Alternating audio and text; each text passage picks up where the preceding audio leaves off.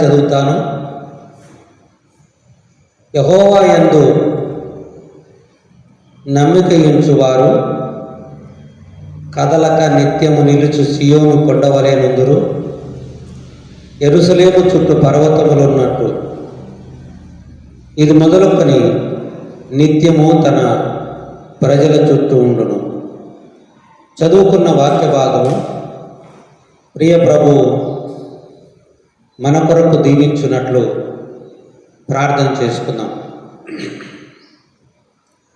దయా కనికరము కలిగిన మా ప్రియ పరలోకపు తండ్రి, పరిశుద్ధుడా, మీకు స్తోత్రములు చెల్లిస్తున్నాము నాయన.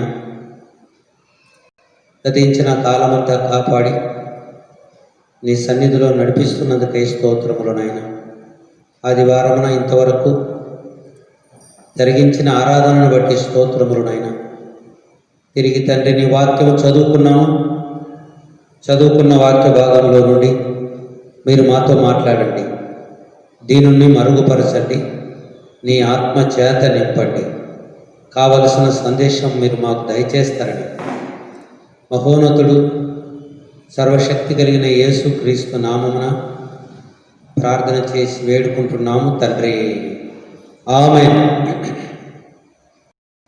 ప్రభువునందు ప్రియమైన సోదరి సోదరులారా, మనము దేవుని పరిశుద్ధమైన బైబిల్ గ్రంథంలో దేవుని వాక్యము చదువుకున్నాం. మనము చదువుకున్నది 125వ కీర్తనలో దేవుని వాక్యము చదువుకున్నాం. 1-2 వచనాలు మనం చదువుకున్నాం.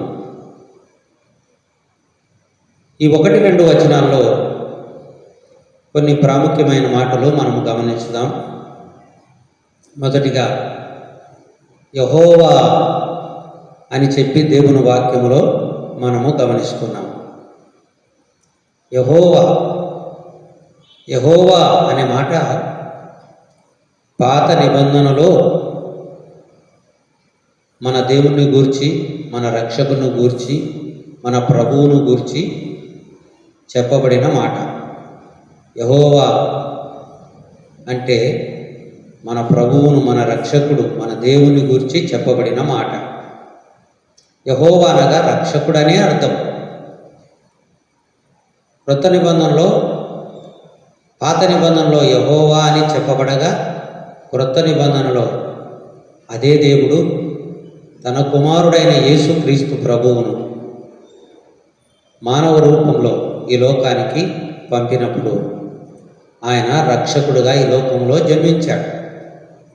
కాబట్టి మొదట మన దేవుని పేరు కనపడుతుంది, మన రక్షకుడు, మన ప్రభువు పేరు కనపడుతుంది. రెండవదిగా చూస్తే ఆయన యందు విశ్వాసం ఉంచిన ఆయన పిల్లల యొక్క నమ్మిక కనపడుతుంది. రెండవదిగా ఆయన యందు విశ్వాసం ఉంచిన ఆయన పిల్లల యొక్క నమ్మిక కనపడుతుంది. ఆ తర్వాత ఆయన పిల్లలు వారు ఎలా ఉంటారు అని దేవుని వాక్యములో చూస్తే, వారు ఎలా ఉంటారు అని చెప్పి వాక్యములో చూస్తే సియోను కొండవలే ఉంటారు అని చెప్పి, మూడవదిగా వారు ఎలా ఉంటారంటే సియోను కొండవలే ఉంటారు అని చెప్పి దేవుని వాక్యములో చూస్తున్నాం. నాలుగవదిగా మన ప్రభు మరి యెరూషలేము చుట్టూ కొండలు ఏ విధంగా అయితే ఉన్నాయో ఆ విధంగా తన ప్రజల చుట్టూ ఉంటాడని చెప్పి దేవుని వాక్యములో చూస్తూ ఉన్నాం. ఇప్పుడు మన ప్రభువును గూర్చి, దేవుని గూర్చి మరి 2 మాటలు, అలాగే ఆయన పిల్లలమైన మనల్ని గూర్చి, లేకపోతే పాత నిబంధనలో ఉన్న తన బిడ్డలను గూర్చి, ఇశ్రాయేలు ప్రజలను గూర్చి మరి 2 మాటలు. మన ప్రభువును గురించి 2 మాటలు, మనల్ని గురించి 2 మాటలు. పాత నిబంధనలో తండ్రి అయిన దేవుడు యెహోవా దేవుని గురించి 2 మాటలు, మరి ఇశ్రాయేలు ప్రజలను గురించి 2 మాటలు, అంతా కలిసి 4 మాటలు. 4 మాటలు మనము గమనించుదాం. ఇప్పుడు మొదటి మాట ఏమిటంటే మన ప్రభువును గురించి మొదటి మాట యెహోవా అని చెప్పి దేవుని వాక్యంలో చూస్తూ ఉన్నాం. యెహోవా అంటే రక్షకుడు. కాబట్టి ఆ రక్షకుడే క్రొత్త నిబంధనలో యేసుక్రీస్తు ప్రభువుగా లోక రక్షకుడుగా ఈ లోకములో జన్మించినట్టుగా మనము క్రొత్త నిబంధనలో మత్తయి సువార్త 1వ అధ్యాయము మరి 21వ వచనములో మనం ఎరుగుతున్నాం. ఆయన తన ప్రజలను వారి పాపముల నుండి ఆయనే రక్షించును అని చెప్పి దేవుని వాక్యములో చూస్తున్నాం. కాబట్టి ఆయన యెహోవా రక్షకుడు పాపముల నుండి రక్షించే రక్షకుడుగా ఈ లోకములో మానవ రూపం ధరించుకొని ఈ లోకములో జన్మించాడు. ఆ తర్వాత హెబ్రీ పత్రిక 2వ అధ్యాయము 9వ వచనములో చూస్తే ప్రతి మనిషిని కొరకు ఆయన మరణం పొందాడు అని దేవుని వాక్యములో చూస్తూ ఉన్నాం. హెబ్రీ పత్రిక 2వ అధ్యాయం 3వ వచనములో ఇంత గొప్ప రక్షణ అని చెప్పి దేవుని వాక్యములో మనము గమనిస్తూ ఉన్నాం. కాబట్టి మన ప్రియ ప్రభువు మనల్ని రక్షించే రక్షకుడు. మొట్టమొదటగా ఆత్మ రక్షణ మనకు దయచేసిన ప్రభువుగా ఉన్నాడు. అది గొప్ప రక్షణ. ఆ రక్షణ నిత్యముండే రక్షణ అని చెప్పి పేతురు పత్రికలో 1వ అధ్యాయంలో మనం ఎరుగుదుము. కాబట్టి ఆయన మనకిచ్చే రక్షణ పాపముల నుండి మనల్ని రక్షించే రక్షణ, అది గొప్ప రక్షణ అని, అది నిత్యముండే రక్షణ అని, నిత్య రక్షణ. ఈ యొక్క రక్షణను గురించి ఇన్ని రకాలుగా దేవుడు తన వాక్యములో బయలుపరిచి ఉండగా, అలాగైతే మరి రక్షించబడిన వారు దేవుని వాక్యమును ఆధారం చేసుకొని నా ప్రభువు నన్ను రక్షించినాడని, నా ప్రభువు నాకు ఇచ్చిన రక్షణ అది గొప్ప రక్షణ అని, నా ప్రభువు నాకు ఇచ్చిన రక్షణ అది నిత్య రక్షణ అని, అది నిత్యముండే రక్షణ అని మనము గుర్తించాల్సిందిగా దేవుని వాక్యములో చూస్తున్నాం. కాబట్టి పాత నిబంధనలో యెహోవా అనే పేరు దాదాపుగా 6,000 సార్లు వాడబడిన మాట. 6,000 సార్లు వాడబడిన మాట. బైబిల్ గ్రంథంలో 6 అనే సంఖ్య మానవుణ్ణి చూపిస్తూ ఉంది. 6 అనే సంఖ్య మానవుణ్ణి చూపిస్తూ ఉండగా, మానవుణ్ణి రక్షించడానికి ఆ రక్షణ అనే పేరు, ఆ యెహోవా అనే పేరు, ఆ రక్షకుడు అనే నామం కలిగిన ప్రభువు మనల్ని రక్షించడానికే రక్షకుడుగా వచ్చాడు. కాబట్టి మొదటి దేవుని వాక్యములో మనం వింటున్నటువంటి 4 మాటల్లో మొదటి మాట యెహోవా అని గమనించాం. మన ప్రభువును గురించి మొదటి మాట గమనించాం. రెండవదిగా ఆయన పిల్లల యొక్క నమ్మిక ఇక్కడ మనం గమనిస్తూ ఉన్నాం. కాబట్టి యెహోవా యందు నమ్మిక ఉంచువారు, మన ప్రభువు మీద నమ్మిక, దేవుని పిల్లలు, ఆయన రక్షించిన ఆయన పిల్లలు, ఆయన సొత్తుగా చేయబడిన వారు, మారు మనసు పొందిన వారు, రక్షించబడిన వారు, క్రొత్త జన్మించిన వారు, తీర్పు తప్పించుకొని రక్షకులను ఆశ్రయించి ఆయన బిడ్డలుగా తీర్చబడిన వారు, విశ్వాసులుగా నీతిమంతులుగా తీర్చబడిన వారు ఎలాంటి వారుగా ఉన్నారు అంటే వారు నమ్మిక ఉంచిన వారుగా ఉన్నారు అని చెప్పి దేవుని వాక్యములో చూస్తూ ఉన్నాం. అలాగైతే దేవుని బిడ్డలారా, భూమి మీద రకరకాల నమ్మికలు ఉన్నాయి. రకరకాల నమ్మిక ఉండగా, అయితే దేవుని బిడ్డలు యెహోవా యందు నమ్మిక ఉంచి ఉన్నారని చెప్పి వాక్యములో చూస్తూ ఉన్నాం. దేవుని యందు నమ్మిక ఉంచి ఉన్నారని వాక్యములో గమనిస్తూ ఉన్నాం.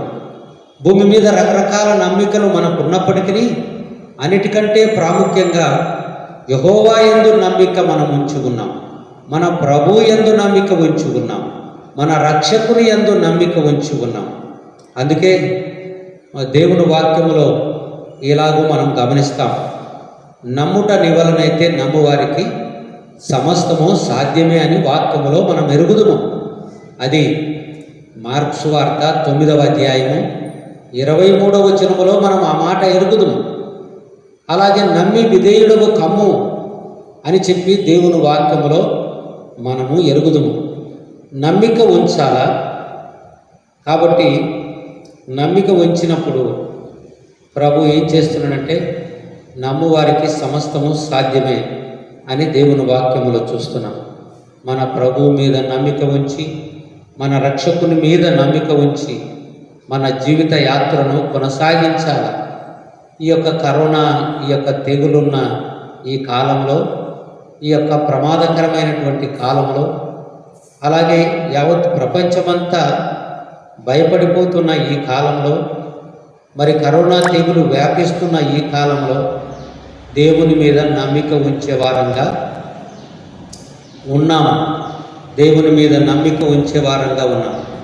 మన దగ్గర ఏమీ లేదు, మనం ఏమీ చెయ్యలేము. ప్రస్తుతము మనము ఈ యొక్క బలహీనమైనటువంటి దేహములో మనం ఉన్నాం. ఈ బలహీనమైనటువంటి దేహములో ఉన్న మనము మన ప్రభు మీద నమ్మిక ఉంచే వారంగా ఉన్నాం. మన ప్రభువు మీద నమ్మిక ఉంచే వారంగా ఉన్నాం. అందుకే యెహోవా యందు నమ్మిక ఉంచువారు ఎట్లా ఉంటారంటే, యెహోవా యందు నమ్మిక ఉంచువారు ఎట్లా ఉంటారంటే, అందుకే దేవుని వాక్యములో కదలకుండా ఉంటారు అని చెప్పి దేవుని వాక్యములో చూస్తున్నాం. కదలకుండగా స్థిరత కలిగి ఉంటారు. జీవితంలో దేవుని బిడ్డలకు స్థిరత ఉంది. స్థిరమైన వారుగా, స్థిరమైన విశ్వాసం గలవారుగా మనము ఉన్నామని దేవుని వాక్యములో చూస్తూ ఉన్నాం. అపోస్తలుల కార్యముల గ్రంథము 11వ అధ్యాయము మరి 23వ వచనములో దేవుని వాక్యము మనకేమి చెప్తుందో మనము చదువుకుందాం. అందుకే యెహోవా యందు నమ్మిక ఉంచువారు కదలకుండా ఉంటారు. దేవుని బిడ్డల యొక్క కదలకుండా ఉండే స్థిరమైన జీవితాన్ని మనము గమనిస్తూ ఉన్నాం.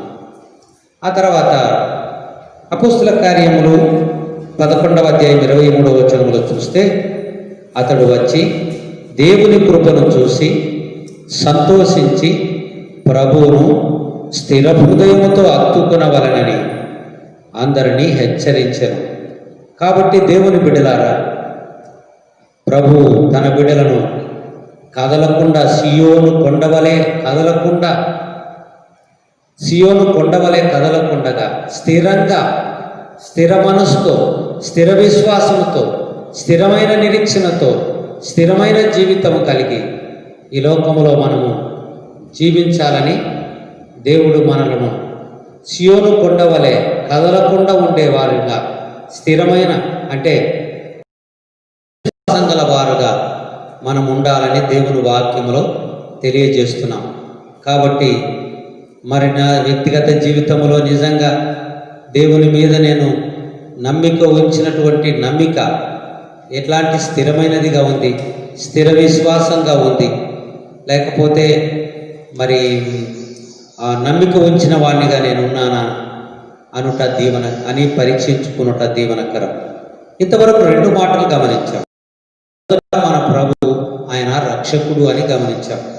రెండవదిగా ఆయన నమ్మిన వారు మరి నమ్మిక ఉంచేవారుగాను, స్థిరంగా ఉండేవారుగాను, కదలకుండా ఉండేవారుగా ఉన్నారు అని చెప్పి దేవుని వాక్యములో మనము గమనిస్తున్నాం.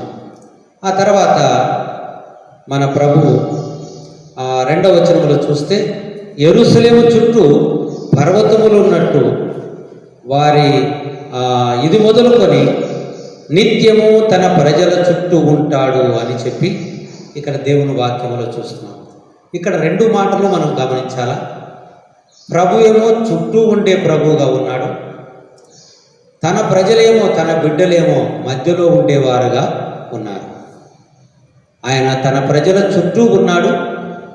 అదే సమయంలో ఆయన ప్రజలు వారు మధ్యలో ఉండేవారుగా ఉన్నారు. అనేక సందర్భాల్లో మన ప్రభువు మన మధ్యలో ఉంటాడు అని వాక్యంలో మనం ఎరుగుతున్నాం.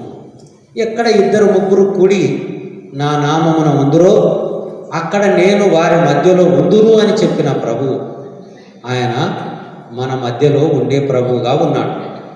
ఆయన భూలోకంలో ఉన్నప్పుడు శిలువ మరణం కంటే ముందుగా ఒక వారం ఆయన యెరూషలేముకు గాడిద మీద ప్రయాణం చేస్తున్నప్పుడు ఆయన ముందు వెళుతున్నవారు వెనక వెళుతున్నవారు ఉన్నారు. అయితే ఆయన మధ్యలో ఉన్నాడు.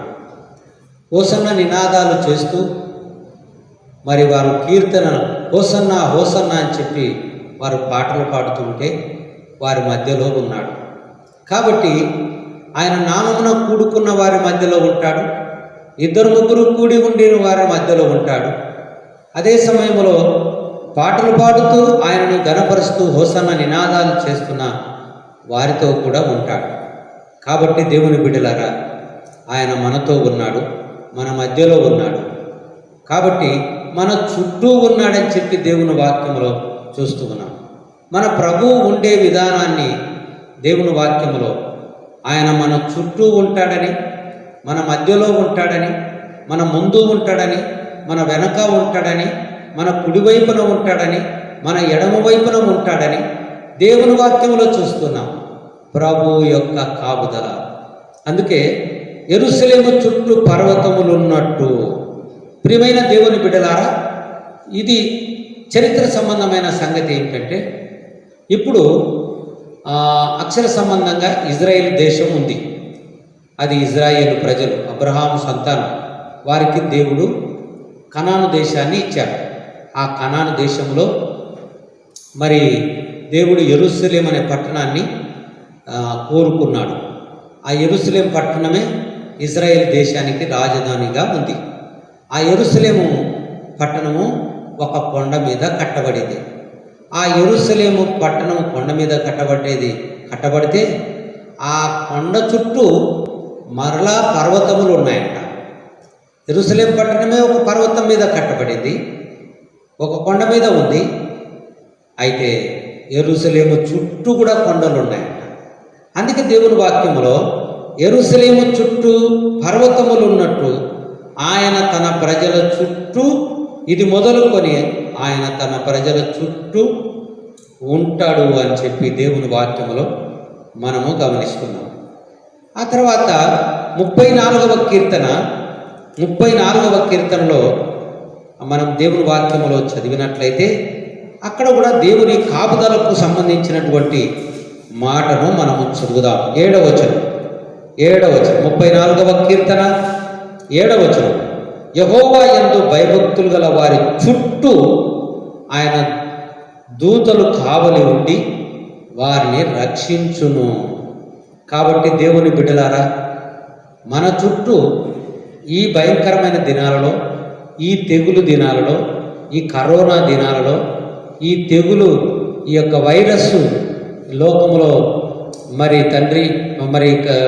మనుషులను భయపెట్టిస్తున్నటువంటి దినాలలో మనకు ఆయన మన చుట్టూ ఉండుట దీవెన. ఆయన మన చుట్టూ ఉండుట దీవెనకరం. ఆయన మన చుట్టూ ఉంటానని చెప్తున్నాడు.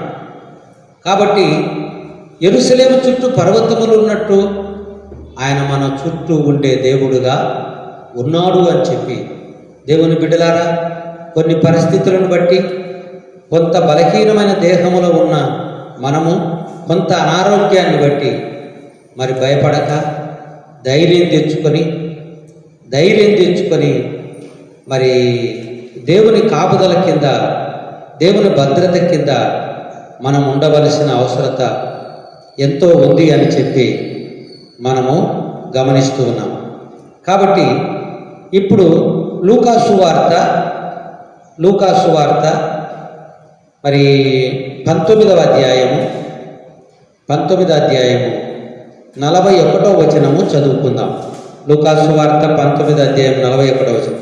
ఆయన పట్టణమునకు సమీపించినప్పుడు దానిని చూచి దాని విషయమై ఏడ్చి నీవు ఈ దినమందైనను సమాధాన సంబంధమైన సంగతులు తెలుసుకొని ఎడల నీకెంతో మేలు అని దేవుని వాక్యంలో మరి మత్తయి సువార్త మరి 23వ అధ్యాయం, మత్తయి సువార్త 23వ అధ్యాయం 37వ వచనంలో ఆ మాటను మనం గమనిస్తే అక్కడ ప్రియ ప్రభు ఇంకా వివరంగా మనకు తన వాక్యాన్ని తెలియజేస్తున్నాడు.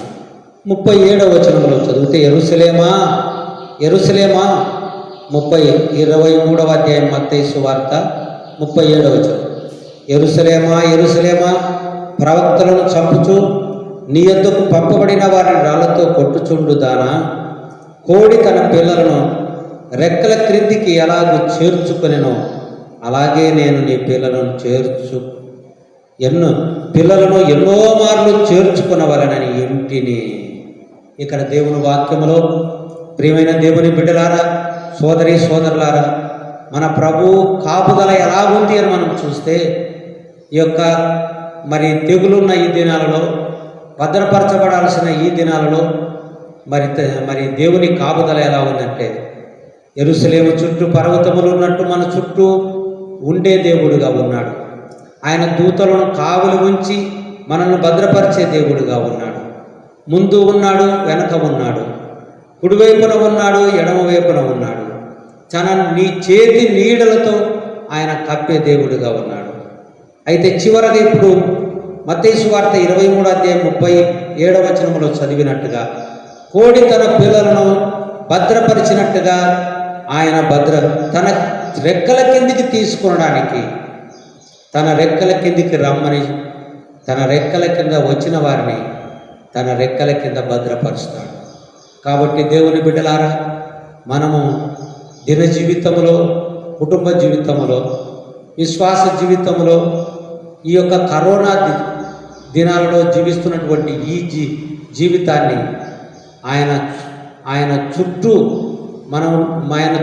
ఆయన మన చుట్టూ ఉండగా ఆయన ఆధీనంలో ఉందాం, కింద ఉందాం, ఆయన చేతి నీడ కింద ఉందాం, ఆయన కాపుదల కింద ఉందాం, ఆయన భద్రత కింద ఉందాం.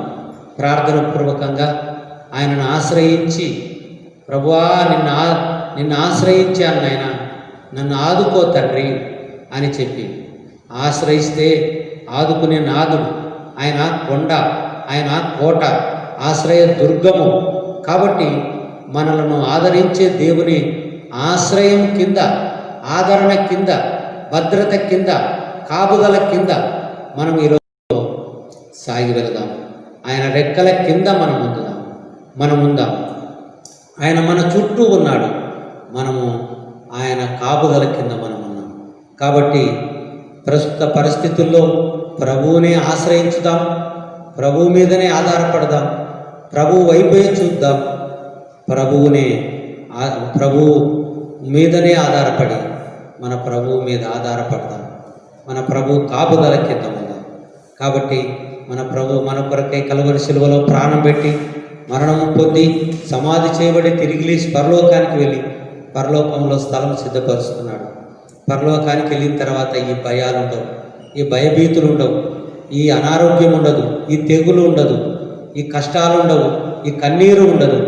కొంతకాలము 10 దినములు శ్రమపడుము, మరణము వరకు నమ్మకముగా ఉండుము, నీకు జీవ కిరీటం ఇచ్చేదని మన ప్రభువు చెప్పినట్టుగా మన ప్రభు కొరకు ఎదురు చూస్తూ ఈ యొక్క భయభీతులు కలిగినటువంటి ఈ దినాలలో ఆయన రెక్కల కింద భద్రపరచబడి ప్రభు సన్నిధిలో సాగి వెళదాం.